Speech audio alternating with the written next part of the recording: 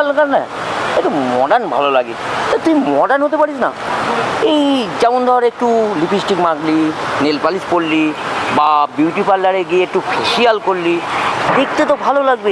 এই মিঠুন দা, দেখো দেখো, মডার্ন হতে গেলে এইসব কিছু লাগে না, অন্য কিছু লাগে। অন্য কিছু লাগে? তুই আবার কি রে? এই যেমন ধরো, মডার্ন হতে গেলে ভাতকে বলতে হবে রাইস, হ্যাঁ, বিস্কুটকে বিস্কিট, বিস্কিট, হ্যাঁ, আর আর খুব ভালো লাগলে কিছু বাহার বদলে